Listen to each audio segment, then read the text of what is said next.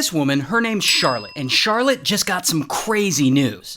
So she's a journalist. She writes for New York Magazine. But one day she gets a call, and it's from Amazon, so she picks it up. And the rep is calling about some suspicious purchases on her account. And she's like, "Did you spend $8,000 on MacBooks and iPads?" And Charlotte's like, "No." And the Amazon rep advises her to check her credit cards, because this is definitely fraud, and they are now working with the FTC, the Federal Trade Commission, to get all this figured out. So they transfer Charlotte over to an FTC agent. The FTC agent gives her his badge number and all that stuff. And it's crazy because he already has all her personal info in front of him. Her name, her address, her social security number. And he tells her the bad news. Some identity thieves have opened 22 bank accounts and registered 9 vehicles and 4 properties to Charlotte's name. Not only that, but they've used these bank accounts to wire over $3 million overseas. And he says there are drug traffickers involved. And he sends her photos of some of the drug busts and photos of the possible suspect's ID. Oh, but it gets worse. Because of this, there are now arrest warrants out in Charlotte's name in 2 different states. And she's wanted for cyber crimes and money laundering. And of course, Charlotte is freaking out over this. I would be too. But the FTC agent lets her know she'll be fine. However, the identity thieves are probably monitoring her communications, so she shouldn't tell anyone about what is happening or it might get intercepted. Then he transfers her over to the CIA, and she's now talking to a guy in the CIA, and he already has her info too. Her kid's name, the name of all her family members, where all of them live. It is crazy. But he explains to Charlotte that because of this investigation, the CIA is going to freeze all her assets, including her actual bank account. And the investigation's probably going to take about a year to complete. And he advises her to go to the bank and withdraw enough money to live on for the year so that she'll have it just in case. And this ends up being about $50,000. So Charlotte heads off to the bank, she gets out $50,000, and she puts it all in a backpack to take home. Now, because she's being accused of money laundering, the CIA is going to take this cash from her and exchange it for a government check, which basically just certifies that the money is clean and not laundered, and therefore she can use it to live on. And at this point, she's been on the phone over this whole thing for about 5 hours. And luckily, this is the last step she's got to do. The CIA is going to send an agent to her apartment, and she'll exchange the money for a clean government check. About an hour later, a CIA agent's car pulls up, and Charlotte goes outside and she puts the $50,000 cash, which is now in a shoebox, in the back seat of the car. Then that agent speeds away, and the CIA agent is still on the phone. He sends her a picture of the government check, and he lets her know a hard copy will be delivered to her tomorrow. So now it's all over. The CIA is still going to freeze her bank account while they investigate, but she has enough cash to live on for the year, and the government has cleared it. And it looks like everything's going to be just fine for Charlotte.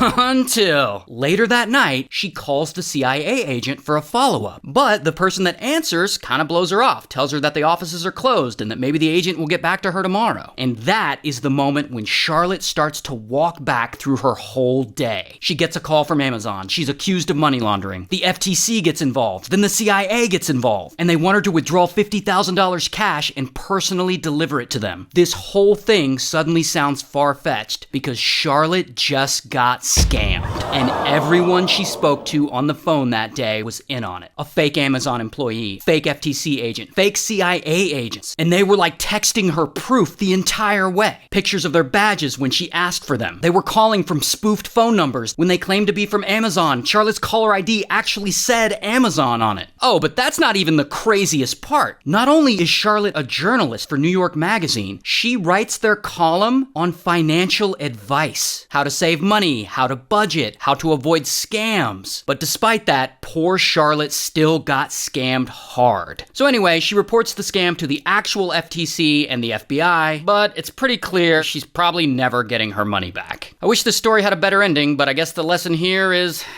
don't ever answer your phone. Ever. Shout out to Brooklyn.